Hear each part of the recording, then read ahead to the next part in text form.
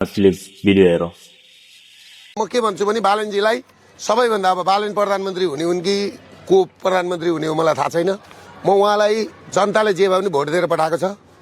हिन्दू अधिराज्यको पक्षमा आउनुहोस्, तपाईँ राज संस्थाको पक्षमा आउनुहोस्, संस्कृति बचाउने काममा आउनुहोस्, हामीलाई गरी खाने जस्तो हाम्रा विद्यार्थीहरूका कोटा बढाउनुहोस्, नर्सिङ पढाउन दिनुहोस्, होइन कोटा बढाउनुहोस्, हामीलाई गरी खाएर ऋण तिर्ने वातावरण बनाइदिनुहोस्। सायद अब सुध्रिनु भयो होला भन्ने लाग्छ है मलाई चाहिँ। सुध्रिनु भन्दा नि उहाँ त्यस्तो बिग्रिया त होइन, उहाँले पनि जनताकै पक्षमा आवाज उठाएर हिँड्नु भएको हो। अनि तर नयाँलाई पनि पेल्ने त्यस्तो काम चाहिँ उहाँबाट हुन्थ्यो, त्यो चाहिँ मलाई मन पर्थेन एक्ज्याक्टली। अनि त्यस्तो चाहिँ नगरिदिनु होला दुर्गा प्रसाईज्यू, किनकि अब तपाईँ जस्तो एउटा व्यवसायी त्यत्रो जान्ने बुझ्ने मान्छे भएर चाहिँ समाजलाई भाडभैलो मचाउने काम चाहिँ नगरिदिनु होला प्लिज, होइन। त्यही नै हो। भिडियो कस्तो लाग्यो लाइक कमेन्ट सेयर गरिदिनु होला। धन्यवाद।